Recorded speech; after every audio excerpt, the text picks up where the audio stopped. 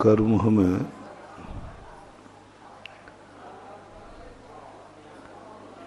जिंदगी देता है, कर्म हमें कुछ करने की प्रेरणा देता है,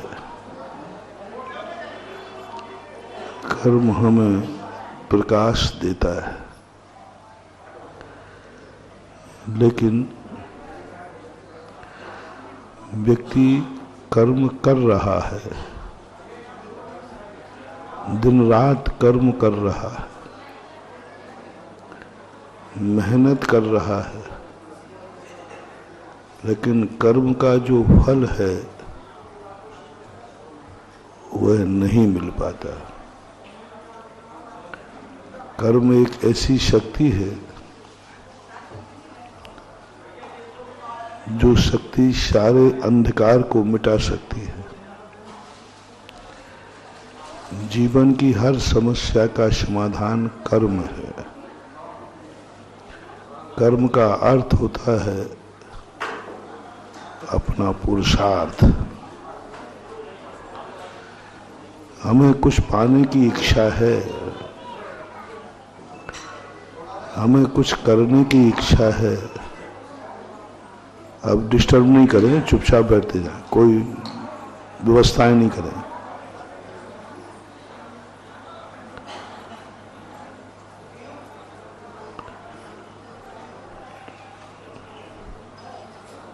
हर व्यक्ति के मन में कोई ना कोई हवस होती है, उसका कुछ करने का मन होता है। ऐसा कोई भी व्यक्ति नहीं है जिसकी कोई इच्छाएं ना हो, कोई ना कोई ख्वाब है। एक कदम भी उठाता है तो उस कदम में भी कोई ना कोई इच्छा है। चाहे साधु हो, चाहे आप गृहस्थ हो,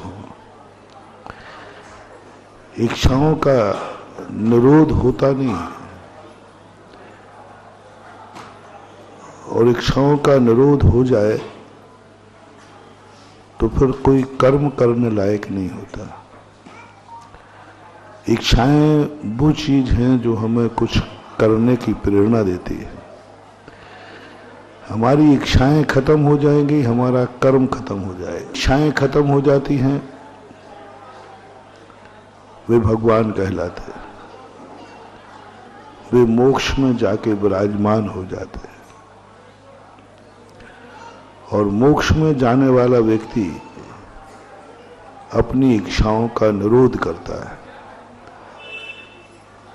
मोक्ष जाने के लिए कोई कर्म नहीं करना, इच्छाओं का निरोध करना, कोई पुरुषार्थ नहीं करना, समस्त पुरुषार्थों से रहित हो जाना। कुछ नई करने की इच्छा यदि जाग जाए, मैं कुछ भी मेरी इच्छा नहीं है, मोक्ष की भी नहीं, संसार की भी नहीं, और वह व्यक्ति इच्छाओं से इतना रहित होता जाता है, इतना रहित हो जाता है कि उसको ऐसी अनुभूति होती है, मैं कृतकृत हो गया, मैं धन्य हो गया, मैं पूर्ण हो गया।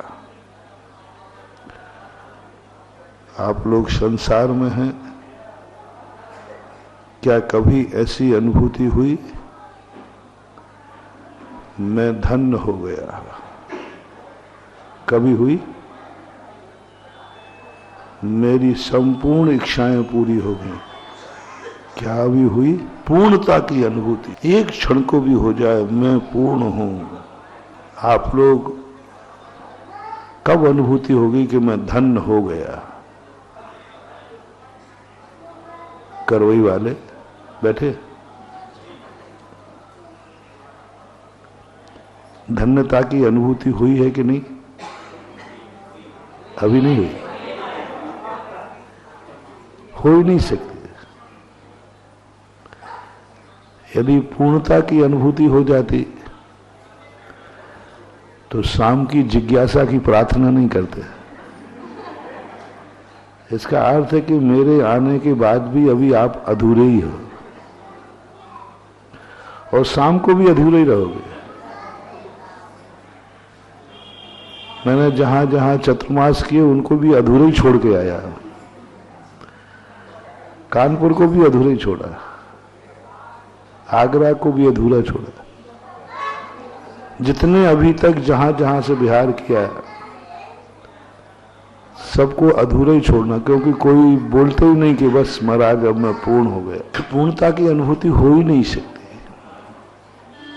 भक्त कभी तृप्त नहीं हो सकता, भक्त कभी पूर्ण नहीं हो सकता।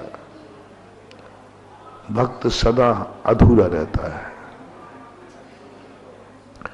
और पूर्णता की यदि अनुभूति हो जाए तो नियम से वह भगवान का रूप ही प्राप्त करेगा, जिसके जीवन में अच्छा बुरा सब खत्म हो जाता है। मानत एक शांत चित्त रहना पड़ता है, कुछ भी आकुलता नहीं, धर्म की भी नहीं, अधर्म की भी नहीं, पुण्य की भी नहीं, पाप की भी नहीं। एकदम मात्र साक्षीभूत बन जाता है। कुछ करने का, कुछ चलने का मन नहीं होता। और इसी के अभ्यास के रूप में सामायिक की जाती है। सामायिक में कुछ नहीं करना, अपने पुरुषार्थ को, अपने कर्म को विराम देना है। तो ऐसी पूर्णता की अनुभूति, ऐसे कर्म की अनुभूति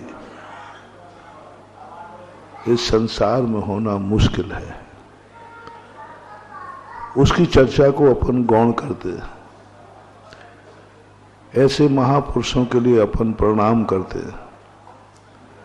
ऐसे महापुरुष को हम मंदिर में बैठालते हैं।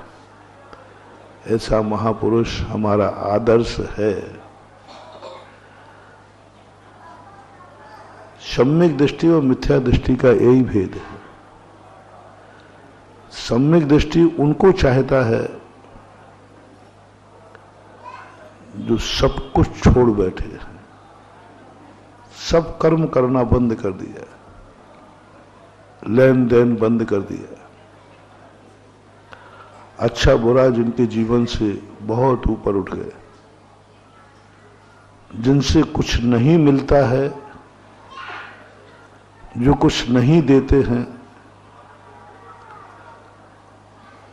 और वहां यदि मस्तक झुकाने का भाव आ जाए, समझ लेना तुम्हें भगवान मिल गए। एक भिखारी था। भिखारी हर दरवाजे पर प्रतिदिन जाया करता था। सूरदास था, अंधा था। एक दिन वो भीख मांगते मांगते एक दरवाजे पर पहुंचा। वहां पुजारी जी खड़े थे। बोले, सूरदास जी आप आगे जाइए। बोले, क्यों भाई? मैं दरवाजे पे आया हूं तो कुछ दीजिए ना। बोले, तुम्हें मालूम नहीं ये दरवाजा मंदिर का है, भगवान का है। यहां दुनिया, यहां तुझे कुछ भी नहीं मिलेगा। मैं भी नौकरी ही कर रहा हूं। तो दरवाजा किसका है? बोले, त्रिलोकीनाथ भगवान का है। सूरदास सम्यक दृष्टि ज्ञानी था। उसने कहा कि बस वही दरवाजा तो खोज रहा था आज तक, जो 3.5 लोक का नाथ है, फिर भी वो कुछ भी नहीं देता है। बस इसी का नाम तो भगवान। पुजारी कहता है, यहां कुछ मिलेगा ही नहीं, मुझे भी चढ़े हुए चावल मिल जाते हैं, कुछ नहीं मिलता यहां से। यहां तो दुनिया को आकर के देना ही पड़ता है, मिलने वाला तो कुछ नहीं। फिर भी लोग आते हैं। बोले, लाइन लगती है। फिर भी लोग आते हैं। बोले, हाँ फिर भी लोग आते। आज तक यहां से किसी को कुछ मिला नहीं, फिर भी लोग आते। और ये सबसे ज्यादा खतरनाक स्थान है जैनियों का। दूसरे के स्थान पर तो कुछ ना कुछ मिलता है, कुछ नहीं मिले तो अपना खुद का चढ़ा हुआ प्रसाद तो मिल जाता है। यहां तो वो भी नहीं मिलता। फिर भी लोग जिनेंद्र देव को शक्तिमान मानते हैं। सारी दुनिया ने आज तक जैनियों ने किसी मूर्ति पर, किसी मंदिर पर कभी अपना अधिकार जताया हो? मिलते हैं तो भी नहीं लेते। लेकिन जैनियों की मूर्ति के लिए सारा मुल्क दीवाना हो जाता है। जैनियों की मूर्ति मिलते ही हर व्यक्ति लेने को तैयार है।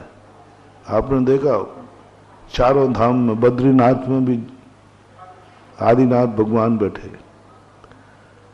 मैंने कि भगवान आप आदिनाथ भगवान होकर के, मैंने लोगों से कहा, मैंने कि अरे भाई जैनियों के भगवान तो फक्कड़ होते हैं, इनसे तो कुछ मिलने वाला है ही नहीं। इनको क्यों तुम लोग हम लोगों की मूर्तियां वापस करो। तुम लोगों को तो वो भगवान चाहिए अच्छे हैं जो सब देते हैं, लेते हैं। तुम्हें भी कुछ देंगे और वो भी कुछ लेंगे। लेन देन वाला भगवान अच्छा है। तो समझदार लोग बोलते हैं कि नहीं भगवान, माल तो वही है जहां कुछ मिलता नहीं है। बहुत सारे लोगों को हम कहा करते हैं, क्यों चक्कर में पड़ते हो,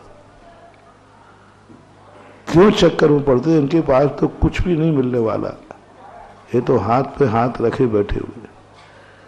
क्यों जैनियों के मंदिर पर कब्जे करते हो या मूर्ति लेते हो? ये सब दिगंबरों के लिए भी रहने दो। क्या करोगे बिना कपड़े वाले को लेकर के? एक बार मैंने एक बंधु से कहा, मैंने कहा भाई तुम दिगंबर मूर्ति है स्पष्ट रूप से, क्या करोगे? पूजो, पूजो ना तो कपड़े वाले को पूजो, हार श्रृंगार वगैरह हो।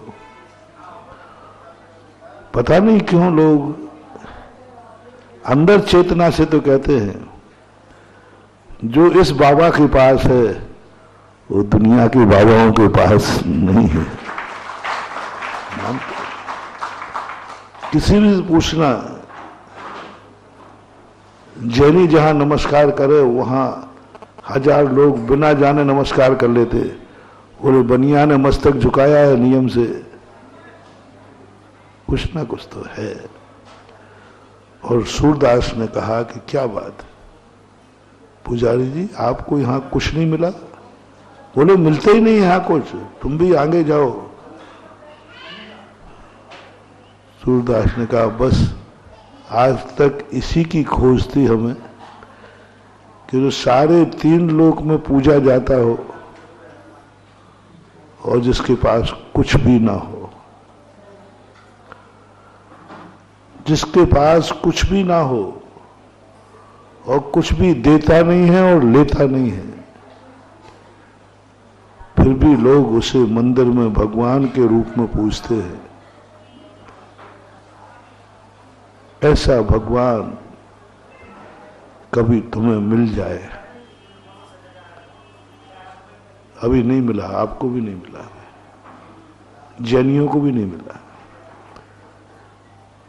जैनियों को भी अभी नहीं मिला। जैनियों की अभी आशा बंधी है, बड़ी भगवान कुछ नहीं देता, लेकिन तुम जाते तो मांगने हो ही, पाने की इच्छा तो तुम्हारे पास भी रहती है और तुम भी उसको सोचते हो कि इस मूर्ति का अभिषेक करने से, सिद्धांत धारा करने से हमें कुछ मिल जाएगा। यही भूल हमारी सबसे बड़ी भूल बनी हुई है। जिस दिन हमारा मन हो जाएगा कि पक्का निर्णय हो गया भगवान तुम कुछ दोगे नहीं, जो मुझे चाहिए वो तुम्हारे पास है नहीं। बस यही मेरे भगवान की परिभाषा है। अतः हे भगवान, मैं तुम्हें नमोस्तु करता हूं। उस दिन सारी दुनिया की जन्नत तुम्हारे पास आ जाएगी। उसका नहीं देना, नहीं करना ही बता रहा है कि अंदर से उनकी एक ऐसी आभा रहती है तो सब कुछ ना दे करके भी पता नहीं उनके नाम से क्या मिल जाता है। भक्तांबर के अंदर स्पष्ट कहा, भगवान तुम कुछ देते नहीं हो और तुम्हारे बिना कुछ मिलता नहीं। तुम कुछ करते नहीं हो लेकिन तुम्हारे बिना कुछ होता नहीं। इसलिए ऐसी स्थिति जब अपनी बन जाए और ऐसे यदि अपने पास अदृश्य शक्ति आ जाए, कर्म हमें करना है और कर्म से ही जो कुछ अपन कर सकते हैं वो भगवान नहीं कर सकते। संसार धर्म से नहीं कर्म से चलता है और कर्म हमारे हाथ में, भगवान के हाथ में नहीं। उनके पास धर्म है, हमारे पास कर्म है। हमें जो कुछ भी मिलेगा कर्म से मिलेगा, कर्म भगवान के पास नहीं होता। इसलिए भगवान कभी, भगवान के अनुयायी हम साधु लोग कभी स्वयं कर्म नहीं करते। भगवान तो करते ही नहीं। खुद का मंदिर भी भगवान नहीं बनाता क्योंकि वो कर्म बनाएगा। धर्मात्माओं को मंदिर नहीं चाहिए, धर्म को मंदिर की जरूरत नहीं। धर्म को किसी भी चीज की जरूरत होती ही नहीं। और जिसके अंदर धर्म प्रकट हो जाता है वो भी कर्म करना छोड़ देता है। अब अपन को विचार करना है दो चीजों में। संसार कर्म से चलेगा, परमार्थ धर्म से चलेगा। आपको क्या चलाना है? आप अभी जिस अवस्था में बैठे हैं, आपके साथ परिवार है, बच्चे हैं, स्वयं की आजीविका है। तुम्हारी जिंदगी धर्म से चलेगी या कर्म से चलेगी? करवई में तुम बैठे हो यहां छोटे से गांव में, कर्म के लिए कि धर्म के लिए? कर्म के मारे हो कि धर्म के मारे? धर्म के मारे होते ना तो कहीं कर्म के मारे हो। कर्म तुम्हें मजबूर कर रहा है। करवई में तुम्हें कर्म दिख रहा है, कर्म की सफलता दिख रही है, कर्म का फल तुम्हें करवई में दिख रहा है। पूरे भारत में घूम रहा हूं, जगह जगह लोग बिखरे पड़े हैं। किसने बिखेर दिया? कर्म ने। धर्म के स्थान सूने पड़े हैं, धर्म के स्थानों पर कोई रहता नहीं। और थोड़ा सा भी कर्म की प्रतिकूलता तुम्हारे में आ जाए और तुम्हारी कर्म की सफलता जहां मिले, तुम धर्म को छोड़ दोगे। गांव गांव में घूमता हूं, मंदिर है लेकिन समाज नहीं। क्यों? किसने छुड़ा दिया वो मंदिर? कर्म ने। वहां कर्म की सफलता नहीं रही, कर्म विफल होने लगा।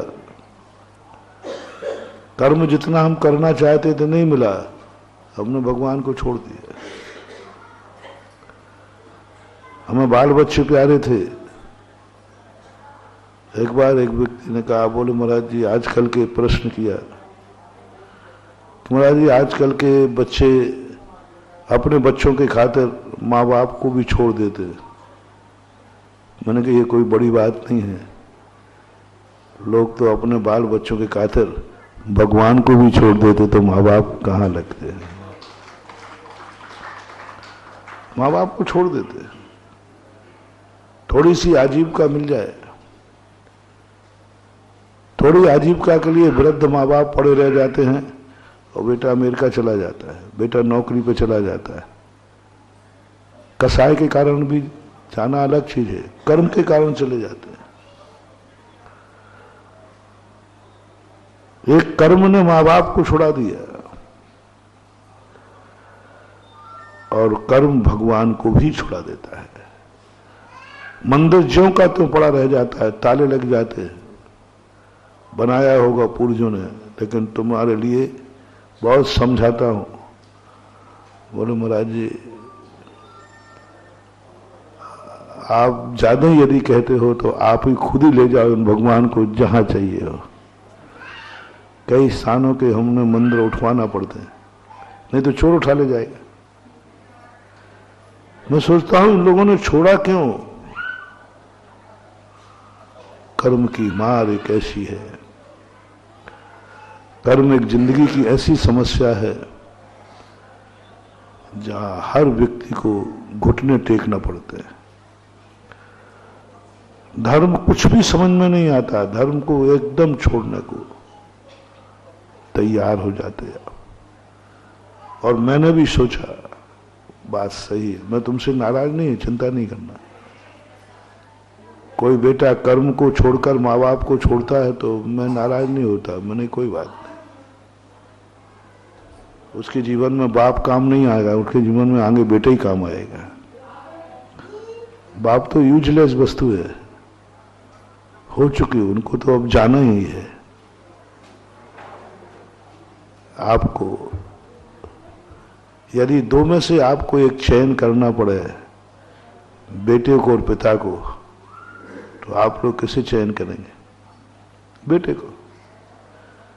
तभी तो उस बेटे के खातिर, बच्चों के खातिर माँ बाप को छोड़ देते हो। चिंता मत करना, मैं आपके साथ हूं, मैं भी यही समर्थन करूंगा। मैं तुम्हें ये नहीं कहूंगा कि मंदिर के खातिर तुम रुक जाओ, क्योंकि मुझे मालूम है धर्म रोटी नहीं देगा, धर्म तुम्हें जिंदगी नहीं देगा, धर्म तुम्हें प्रकाश नहीं देगा, धर्म तुम्हारी जिंदगी में कोई भी कारण नहीं बनेगा। भगवान कुछ देने वाले नहीं हैं। तुम्हें भूखों नहीं मारूंगा। यदि कर्म नहीं मिल रहा है वहां तो छोड़ दो उस स्थान। मंदिर की चिंता मत करो, मंदिर तो छूटे तो छूट जाए, लेकिन व्यापार नहीं छूटना चाहिए। बाप छूटे तो छूट जाए, बेटा नहीं छोड़ना चाहिए। माँ छूटे तो छूट जाए, पत्नी को नहीं छोड़ना, क्योंकि जिंदगी तुम्हारी पत्नी से चलना है, माँ से नहीं चलना। माँ से तो चल चुकी है, माँ से तो जिंदगी गुजर गई। जिस पोजीशन में आप बड़े हो चुके हैं शादी के बाद माँ की अब कोई भी जरूरत नहीं है। शादी के पहले तक जरूरत थी, शादी के बाद कोई जरूरत नहीं। शादी के बाद गृहस्थी पत्नी से चलती है, मां से नहीं चलती। आगे गृहस्थी पिता से नहीं चलेगी, बेटे से चलेगी। इसलिए मैं तो आजकल तुम्हारे प्रतिकूल नहीं चलता, जो तुम कहते मैं उसी में, हाँ सही कर रहा है, सही कर रहा है। और आज हम मंदिर छोड़ के जा रहे हैं क्योंकि यहाँ व्यापार धंधा नहीं है। मैं तुरंत आशीर्वाद में, बहुत अच्छा है। भगवान भी कहते क्या कर रहा है? मैंने कहा भगवान तुमसे थोड़ी जिंदगी चल रहा है, इनकी रोजी रोटी चाहिए इनको। तो ये निर्णय जो तुम्हारे होते हैं, जो तुम्हारी आत्मा कराती है कि तुम मंदिर को छोड़ करके भी, तुम धर्म के स्थान को छोड़ करके भी, बड़ा रास्ते में हमें सुनाते आए, बोले महाराज जी कोई व्यक्ति यहां से निकलते ही नहीं, साधु ही नहीं निकलते। करवई वाले कहते कि हम ऐसे थोड़े से अंदर पड़ गए, उधर मऊ रानीपुर वगैरह तो निकल जाते हैं, करवई कम लोग आते हैं। क्योंकि बता ही रहे लोग कि हम पता नहीं कितने सालों में हमीरपुर रोड कोई साधु आया है, इस रोड से कोई आता ही नहीं, कोई नहीं आता। फिर भी आप लोगों को मालूम है कि यहां साधु कम आते हैं, फिर भी करवई में पड़े हो, फिर भी हरपालपुर में पड़े हो, फिर भी वो कौन सी है, बहुत सारे गांव है ना, बांदा बांदा अकेले पड़े, चारों तरफ कोई समाज ही नहीं, क्यों पड़े हो? मालूम है कि साधुओं का यहां आना जाना बहुत मुश्किल है, कठिन है, फिर भी कोई ना कोई मजबूरी तुम्हारी है। मैं नहीं कहूंगा कि तुम करवई छोड़ दो, धर्म छूटे तो कोई बात नहीं, कर्म नहीं छोड़ना कभी भी, क्योंकि तुम्हारी जिंदगी कर्म है। वैष्णव दर्शन में भी श्री कृष्ण ने अर्जुन को यही कहा, कर्म करो कर्म, धर्म की बातें मत करो, हिंसा और अहिंसा की बातें मत करो, मोह मत जगाओ, कौन मरेगा कौन जिएगा, कर्म करो कर्म। और कर्म करना ही हमारी संसार की नियत होना चाहिए। हर व्यक्ति को एक संकल्प करना चाहिए कर्म करने का, जो जिस क्षेत्र में है। पढ़ने वाला विद्यार्थी का कर्म है पढ़ाई करना, धन कमाने वाले का है धन कमाना, धन कमाना। हम साधुओं का है कर्म, हमारी जो क्रियाएं हैं उनका क्रियाओं का पालन करना। अपने अपने कर्म में लगे रहो, अपने अपने कर्म में लगे रहो, और कर्म प्रधान संसार है। बस आपका पूरा पक्ष लेकर के मैं उसी कर्म में सफलता का मंत्र देना चाहता हूं। मैं तुम्हें धर्मात्मा नहीं बनाना चाहता, क्योंकि तुम धर्मात्मा बनोगे भी नहीं, क्योंकि मैंने पहले ही कह दिया, तुम मंदिर के लिए कर्म नहीं छोड़ोगे, कर्म के लिए मंदिर छोड़ देते हैं। अभी भी यहां कितने जैनी होंगे, 2 घर हैं 5 घर हैं, सभी कर्म करते हैं, सभी खाते पीते हैं, भोजन करते हैं, व्यापार करते हैं। कितने लोग हैं यहां पर जो प्रतिदिन भगवान का अभिषेक करते होंगे। हमारे यहाँ नियम है 8 वर्ष से लेकर 80 वर्ष का प्रत्येक श्रावक को प्रतिदिन अभिषेक करना चाहिए।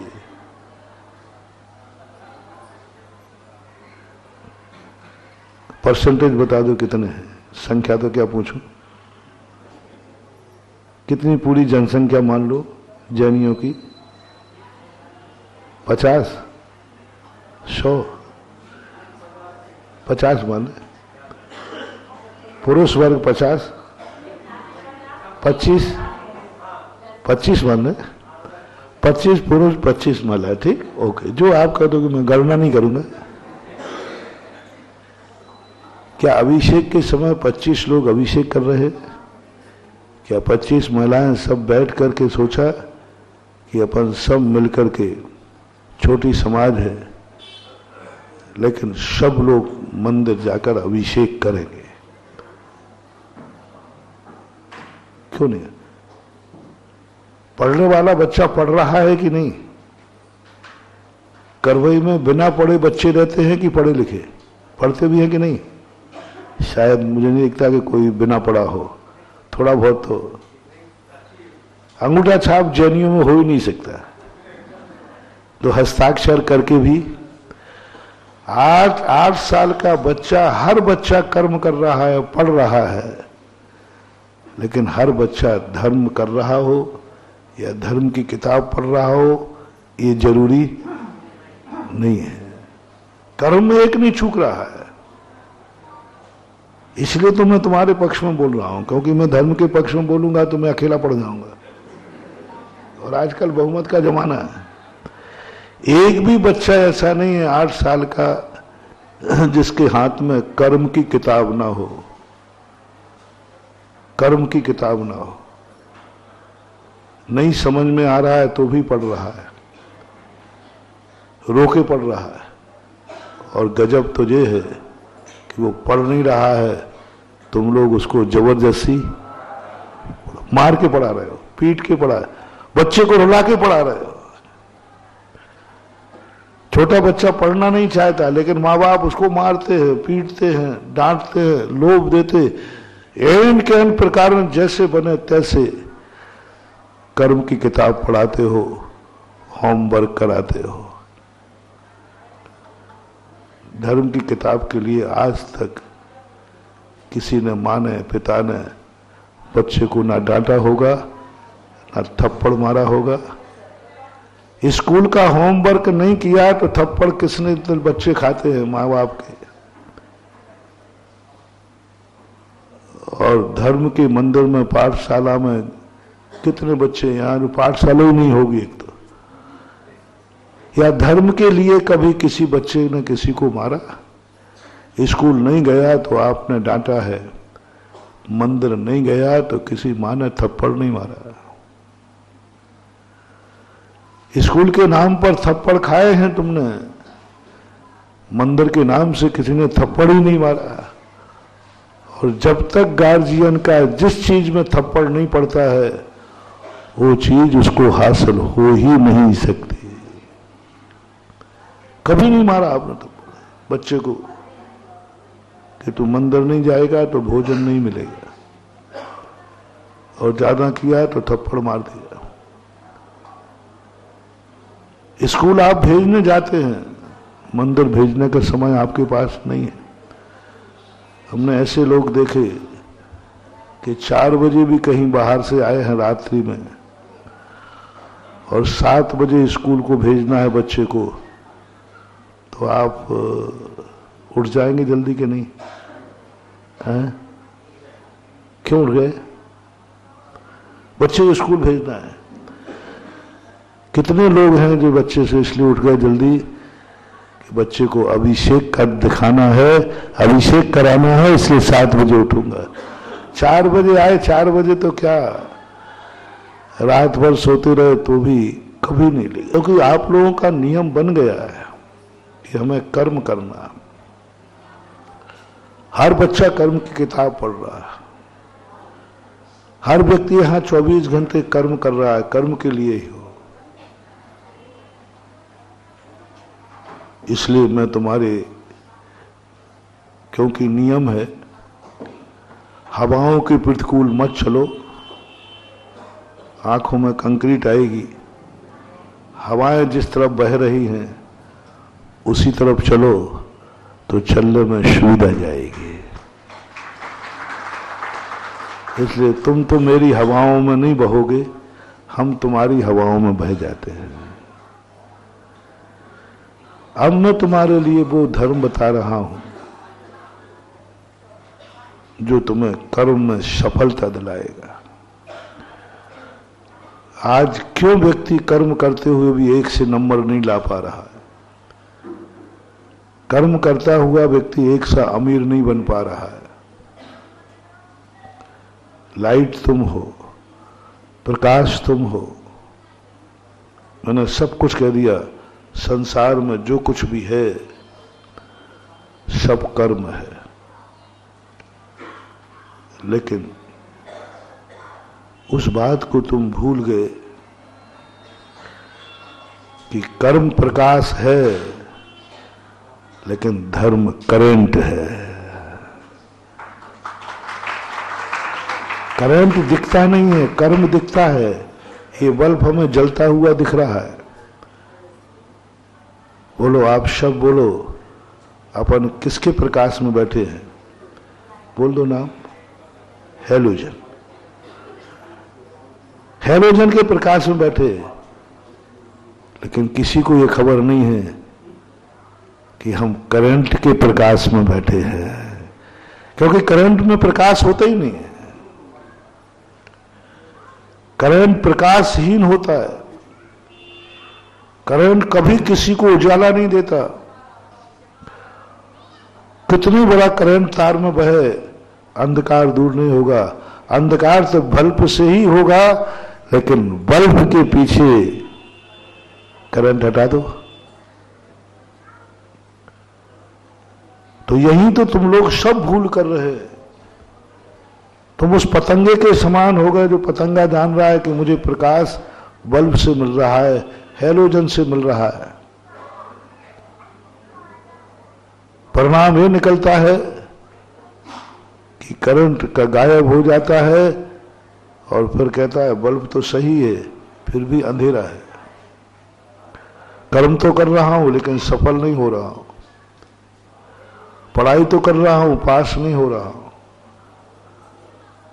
मेहनत तो कर रहा हूं। महानुभाव, कहीं तुम्हारे पीछे करंट खत्म हो गया। मैं तुम्हें करंट के साथ जीना नहीं सिखा रहा हूं। मैं तुम्हारी जिंदगी में तुम्हारा बल्ब प्रकाश देता रहे, इसलिए करंट को बना के रखना, अन्यथा अंधकार हो जाएगा। कर्म करोगे सफल नहीं। इसलिए धर्म को तुम धर्म मान के मत आओ। धर्म कर्म में सफलता दिलाने का एक मंत्र है। धर्म एक करंट के समान है जो अदृश्य होकर हमारी जिंदगी में बहता है। जो हमें चाहिए वो नहीं देता, लेकिन उसके बिना कुछ नहीं मिलता। हमें कमरे में उजेला चाहिए, करंट उजेला नहीं देगा। उजेला तो बल्ब ही देगा। बिना बल्ब के कितना भी करंट इसमें बिछा दो, कमरे में उजेला होने वाला नहीं है। लेकिन कितने भी बल्ब लगा दो, करंट के बिना उजेला होने वाला, तो उजेला के लिए दो चीजें चाहिए। जितना तुम कर्म से प्रभावित हो रहे हो, उस कर्म में जो ताकत आती है उस धर्म से आती है, जो धर्म कुछ नहीं करता फिर भी करने वाले को ताकत देता है। करने वाले को ताकत देता है। वो कुछ नहीं करता, जलने वाले को प्रकाश देता है, ताकत देता है। और वह शक्ति जब हमारे अंदर, ऐसा भाव जब ग्रस्त के अंदर आ जाता है, फिर वह कर्म को छोड़ेगा नहीं और धर्म को अपनी जिंदगी से जाने नहीं देगा। मैंने पहले ही कह दिया कि कर्म के लिए तुम माँ बाप को छोड़ देते हो, छोड़ना नहीं है। ये पक्का है, माँ बाप तुम्हारे कोई काम के नहीं है, कोई काम के नहीं है। अब तुम्हारी जिंदगी माँ बाप से नहीं चलेगी, क्योंकि तुम बड़े हो गए, विवाह हो गए। अब पत्नी की जरूरत है, मां की नहीं। लेकिन मैं तुमसे कहना चाहता हूं, पत्नी तुम्हारी जिंदगी का प्रकाश है, बच्चे तुम्हारी जिंदगी का प्रकाश है, लेकिन माँ बाप उस जिंदगी में करंट के समान है, उनको जीवित रखना। इसलिए मत रखना कि वो तुम्हारे काम आएंगे, इसलिए रखना कि हमारी जिंदगी में यदि करंट आएगा तो वहीं से आएगा। एक सगुन के रूप में रखना। सगुन से काम कराया नहीं जाता, लेकिन सगुन सारे कार्य करने में सफलता दिलाता है। मंदिर इसलिए नहीं जाना कि वो भगवान है, धर्म है। मंदिर इसलिए जाना कि भगवान सगुन है, उनका दर्शन करके जाएंगे तो हमें कर्म में सफलता मिलेगी। क्योंकि आज का युग उपयोगिता देखता है। आज हम माँ बाप को कितना भी समझाएं, तुम्हारा एक ही पक्ष होगा, महाराज जी अब इनका काम क्या है। मंदिर की बात हम कितने भी समझाएं, बोले महाराज जी क्या रोटी रोजी थोड़ी दे देगा भगवान, मंदिर आप लोग, आप मुझे क्या दे देंगे, आए हो तो। सही में जो जो चीजें तुम्हें चाहिए है, मुझे मालूम है तुम्हारी लिस्ट है, ऐसी बात नहीं, क्या क्या तुम्हें चाहिए, और वो मैं कुछ भी नहीं दे पाऊंगा, कुछ भी नहीं दे पाऊंगा, मैं वायदा कर रहा हूं। तुम्हें यदि आज कह दिया जाए करोई वालों मांगो क्या क्या मांगना है, तो लोग लिस्ट बना के देंगे। मैं पहले ही कह देता हूं, काय को कागज खर्च कर रहे हो, मैं कुछ भी नहीं दे पाऊंगा।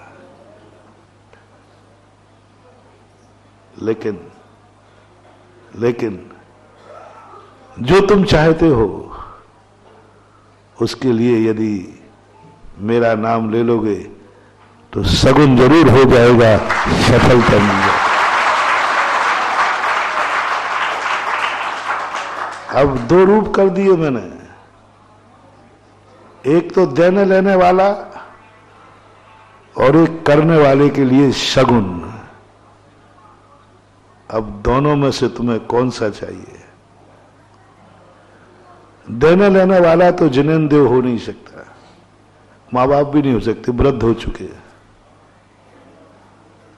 तुम उनसे कोई काम ना करो कि हमें कुछ मिल जाएगा, बिल्कुल गलत है। धर्म कुछ दे देगा, गलत है।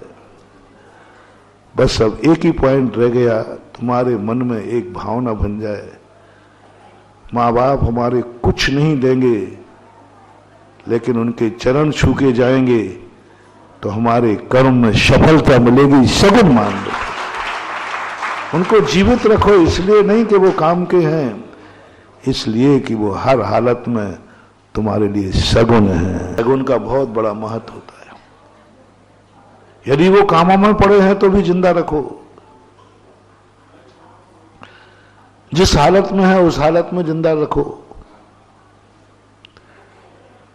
कभी नहीं सोचना कि उनका वो भार है। अब मैं दूसरी बात, यदि सगुन तो तुम्हें कोई ना चाहिए, बिना सगुन के तुम कर्म में सफल नहीं हो पाओ, तुम्हारी सफलता संदिग्ध है। इसलिए तुम कुछ सगुन करो, कुछ मंगलाचरण करो, कुछ मंगलाचार करो, कुछ शुभ करो। गृहस्थों को जो धर्म बताया है वो धर्म के रूप में नहीं बताया, उन्हें कर्म की सफलता के लिए बताया। बस तुम एक बात मान लो, सगुन शुभ। माँ बाप कोई काम, बिल्कुल एक नियम पहले ही बता दिया, तुम्हारी तो धारणा है ही, मैंने खुद सपोर्ट कर दिया, वो अब तुम्हारे किसी काम के, क्योंकि तुम्हें जो चाहिए उसके लिए वो असमर्थ हैं, वृद्ध हैं। अब बात उनको जीवित इसलिए रखना कि वे तुम्हारे घर के सगुन हैं।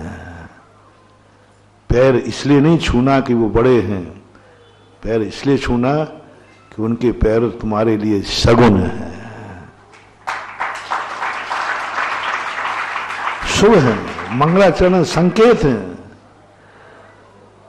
उनको रोटी इसलिए नहीं देना कि वो भूखे हैं, रोटी इसलिए देना कि वो रोटी तुम्हारी रोटी के लिए सगुन है। भूखा मान के मत देना, भूखा मान के कभी माँ बाप को रोटी नहीं देना। भूखा मान के रोटी देना बहुत बड़ा पाप है। माँ बाप भूखे हैं इसलिए रोटी खिलाना पाप है, क्योंकि भूखे को रोटी खिलाई जाती है उसका नाम भिखारी होता है। माँ बाप भूखे हैं इसलिए रोटी मत खिलाना। माँ बाप को रोटी खिलाना सगुन है, शुभ है, इसलिए रोटी खिलाना। और सगुन सम्मान के साथ किया जाता है, सगुन सम्मान के साथ किया जाता है। अब सुनन के माँ बाप की कोई भी सेवा करना, वो बीमार है इसलिए सेवा मत करना। माँ बाप असहाय हैं इसलिए तुम उनका हाथ पकड़ के मत चलाना। माँ बाप बेचारे असहाय हैं, वृद्ध हैं, बेसहारा मान के, असहाय मान करके उनको सहारा मत देना। बस उनका सहारा देना तुम अपनी जिंदगी का सगुन मान करके कि हम माँ बाप को सहारा दे रहे हैं, इसका अर्थ है हमें अब जिंदगी में किसी के सहारे की जरूरत नहीं पड़ेगी, हम स्वयं अपने पैर पर खड़े हो जाएंगे, क्योंकि हमने माँ बाप को सहारा दिया था। वो बेसहारा थे इसलिए नहीं, हमारी जिंदगी का शगुन।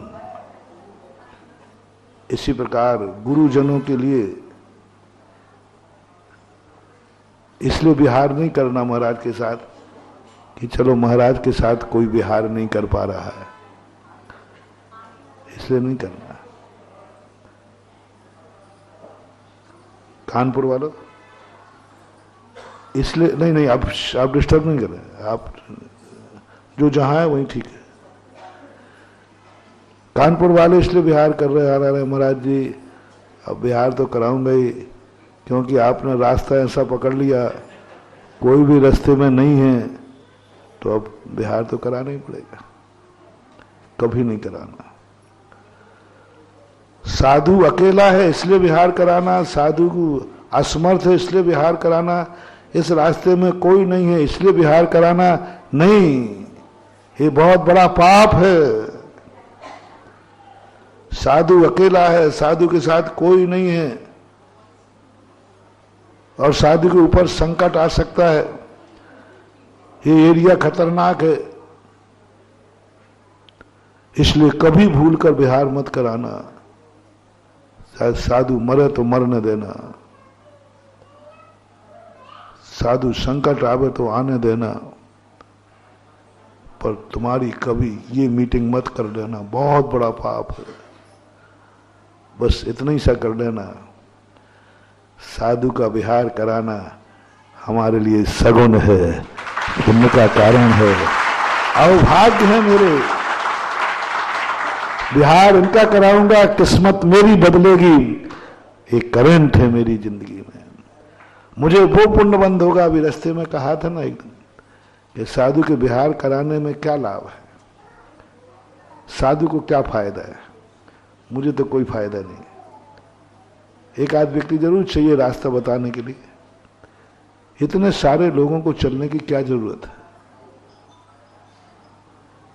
क्यों जब महाराज चलते हैं तो, क्यों भगवान जब चलते हैं तो लाखों देव चलते हैं, क्या जरूरत है भगवान को। भगवान जब विहार करते ना तो लाखों देवता चलते, लाखों मनुष्य चलते, उनको क्या जरूरत पड़ी, कोई उनका बिगाड़ नहीं सकता, उनको कोई जरूरत ही नहीं। उस समय लिखा है शास्त्रों में, भगवान अकेले विहार न करें इसलिए विहार नहीं कराते हैं। भगवान के साथ विहार करने में हमें वो पुण्य बंद होता है कि हमारी यात्रा में कभी विघ्न नहीं आता।